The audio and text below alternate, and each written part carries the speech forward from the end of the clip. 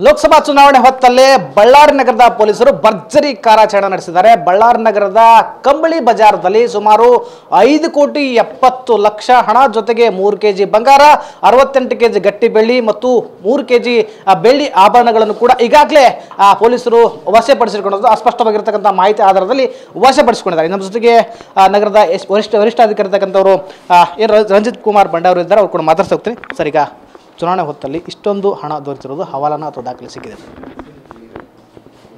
ಇದು ಕಾರ್ಯಾಚರಣೆ ಇವತ್ತು ಮಧ್ಯಾಹ್ನ ನಡೆದಿದೆ. ಈಗಾಗಲೇ ಜಸ್ಟ್ ನಮ್ಮ ಟೀಮ್ಸ್ ಎಲ್ಲ ದುಡ್ಡು ಮತ್ತು ಏನು ಬೆಳ್ಳಿ ಮತ್ತು ಗೋಲ್ಡ್ ಇದೆ ಎಲ್ಲ ಸೀಸ್ ಮಾಡಿಕೊಂಡು ಈಗಾಗಲೇ ಸ್ಟೇಷನ್ಗೆ ತಂದಿದ್ದಾರೆ. ಈಗಾಗಲೇ FIR ಪ್ರಾಸೆಸ್ ನಡೀತಾ ಇದೆ. ಇನ್ನೂ ನಮ್ಮ ಹತ್ರ ಯಾವುದೂ ದಾಖಲಾತಿಗಳು ಸಿಗಲಿಲ್ಲ, ಎವಿಡೆನ್ಸ್ ಏನೂ ಸಿಗಲಿಲ್ಲ. ತನಿಖೆ ನಡೆಸ್ತೇವೆ, ಆವಾಗ ನಮಗೆ ಗೊತ್ತಾಗುತ್ತೆ. ಸರ್, ಈಗ ಕಂಬಳಿ ಬಜಾರ್ ಅಂದರೆ ಯಾವ ಜ್ಯುವೆಲರ್ಸ್ಗೆ ಸಂಬಂಧಪಟ್ಟಿದ್ದು? ಎಷ್ಟು ಹಣ ಇತ್ತು, ಎಷ್ಟು ಬಂಗಾರ ಇತ್ತು, ಎಷ್ಟು ಬೆಳ್ಳಿ ಇತ್ತು ಸರ್? ಇವರು ನರೇಶ್ ಸೋನಿ ಅಂತ ಇವರು jewellery shop owner, Hema jewellers ಅಂತ ಇವ್ರದ್ದು ಬ್ರೂಸ್ಪೇಟ್ನಲ್ಲಿ ಒಂದು ಜ್ಯುವೆಲ್ರಿ ಶಾಪ್ ಇದೆ. ಒಟ್ಟಾರೆಯಾಗಿ ನಮಗೆ 5.6 crore ಕ್ಯಾಶ್ ಮತ್ತು 103 kg ಆರ್ನಮೆಂಟ್ ಸಿಲ್ವರ್ ಮತ್ತು 68 kg ರಾ ಸಿಲ್ವರ್ ಮತ್ತು 3 kg gold, raw gold and ornaments ಇಷ್ಟೆಲ್ಲ ಸಿಕ್ಕಿದೆ. ಸರ್, ಅಂದರೆ ಅವರೇನಾದ್ರು ಪಕ್ಷದ ಹಿನ್ನೆಲೆ ಹೊಂದಿದ್ರಾ ಅಥವಾ ಏನು ಇದು ಹಣದ ಉದ್ದೇಶ ಏನಿರ್ಬೋದು ಸರ್ ಅಂತ? ಸೊ ಅದೇ ನಾವು ಇವಾಗಲೇ ಜಸ್ಟ್ ನಾವು we have seize the cash and gold. ನಾವು ಇನ್ನೂ ಮಾಹಿತಿ ಕಲೆಕ್ಟ್ ಮಾಡಬೇಕಾಗಿದೆ. ನಮಗೆ ಒಂದು ಟಿಪ್ ಆಫ್ ಬಂದಿದೆ, ಅದರಿಂದ ನಾವು ಇದು ಮಾಡಿದ್ದೀವಿ. ಬಟ್ ಅವರು ರಾಜಕೀಯ ಕನೆಕ್ಷನ್ ಇದೆಯಾ ಅಥವಾ ಹವಾಲಾ ಕನೆಕ್ಷನ್ ಇದೆಯಾ ಅಥವಾ ಬ್ಲ್ಯಾಕ್ ಮನಿಯಾ, ಇದು ನಾವು ಫೈಂಡ್ ಔಟ್ ಮಾಡಬೇಕಾಗುತ್ತೆ. ಈಗ ಅಂದರೆ ಸರ್, ಈಗ ಚುನಾವಣೆ ಹೊತ್ತಲ್ಲಿ ಸಿಕ್ಕಿರೋದಾಗಿ ಸಾಕಷ್ಟು ಅನುಮಾನಕ್ಕೆ ಎಡೆ ಮಾಡ್ತಾ ಇದೆ. ಇದನ್ನು ಚುನಾವಣೆಗೋಸ್ಕರ ಹಂಚೋಕ್ಕೋಸ್ಕರ ತಂದಿದ್ರು, ಅಂದರೆ ತಮ್ಮ ಮತ ಓಲೈಕೆಗೋಸ್ಕರ ಅನ್ನೋ ಮಾಹಿತಿ ಸಾಕಷ್ಟು ಚರ್ಚೆ ಕೂಡ ಆಗ್ತಾ ಇದೆ ಸರ್. ಅಂದರೆ ಇದ್ರ ಬಗ್ಗೆ ಮಾಹಿತಿ ಏನಾದ್ರು ಈಗ ಸ್ಟಾರ್ಟ್ ಮಾಡ್ತೇವೆ ಸರ್? ಸೊ ಅದೇ ನಾವು ಎಲ್ಲ ರೀತಿಯ ತನಿಖೆ ನಡೆಸ್ತೇವೆ. ಇದಕ್ಕೆ ಯಾರು ಸಂಬಂಧಪಟ್ಟವರಿದ್ದರೂ ಕೂಡ ಅವರನ್ನು ಕೂಡ ನಾವು ಚಾರ್ಜ್ ಶೀಟಲ್ಲಿ ಸೇರಿಸ್ತೇವೆ. ಒಂದು ವೇಳೆ ಚುನಾವಣೆಗೆ ಸಂಬಂಧಪಟ್ಟ ಕನೆಕ್ಷನ್ ಏನಾದರೂ ಇದ್ದರೆ ಸಂಬಂಧಪಟ್ಟ ಸೆಕ್ಷನ್ಸ್ ಹಾಕ್ಕೊಂಡು ಕೂಡ ನಾವು ತನಿಖೆ ನಡೆಸ್ತೇವೆ. ಸರ್, ಈಗ ಅಂದರೆ ಚುನಾವಣೆ ಹೊತ್ತಲ್ಲಿ ಇಷ್ಟು ದೊಡ್ಡ ಅಮೌಂಟ್ ಇದೇ ಫಸ್ಟ್ ಟೈಮ್ ಸೀಸ್ ಆಗಿದ್ದಲ್ಲ ಸರ್? ರೀಸೆಂಟ್ ಟೈಮ್ಸಲ್ಲಿ ಇಷ್ಟು ದೊಡ್ಡ ಅಮೌಂಟು ಸಿಗೋದು ಫಸ್ಟ್ ಟೈಮು ಬಳ್ಳಾರಿಯಲ್ಲಿ.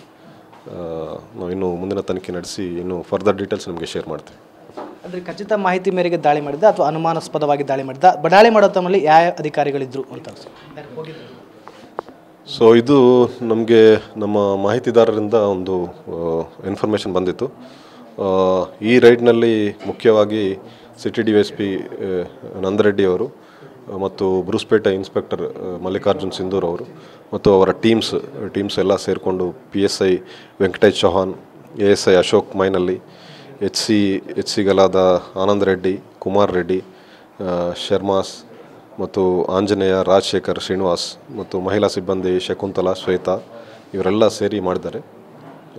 ಇದರಲ್ಲಿ ನಮಗೆ FST ಟೀಮ್ಸ್, SST ಟೀಮ್ಸ್ ಕೂಡ ಸಹಕಾರ ನೀಡಿದ್ದಾರೆ. ಅವರು ಎಲ್ಲ ಸೇರಿ ನಾವು ಮಾಡಿದ್ದೀವಿ. ಸರ್, ಈಗ ಹಣಕ್ಕೆ ಸಂಬಂಧಪಟ್ಟಂಥ ವ್ಯಕ್ತಿಯನ್ನು ತಾವು ವಶಕ್ಕೆ ಪಡೆದು ವಿಚಾರಣೆ ನಡೆಸ್ತಾ ಇದ್ದೀರಾ ಅಂತ? ಅವರಿಗೆ ನೋಟಿಸ್ ಕೊಟ್ಟು ಅವರಿಗೆ ಕರೆಸಿ ವಿಚಾರಣೆ ಮಾಡ್ತೀವಿ. ಅವರಿಂದ ಎಲ್ಲ ರೀತಿಯ ದಾಖಲಾತಿಗಳು ನಾವು ಕಲೆಕ್ಟ್ ಮಾಡ್ತೀವಿ. ಈಗೇನು ದಾಖಲೆ ಕೊಡೋದಕ್ಕೆ ಏನಾದರೂ ಅಥವಾ ಮುಂದಾಗಿದ್ರಾ ಸರ್ ಅಂತ? ಈ ಹಣಕ್ಕೆ ಸಂಬಂಧಪಟ್ಟಂತೆ, ಜ್ಯುವೆಲರಿ ಸಂಬಂಧಪಟ್ಟಂತೆ ದಾಖಲೆಗಳನ್ನು ಕೊಡೋದಕ್ಕೆ ಏನಾದರೂ ಬಂದಿದ್ರಾ ಅಂತ?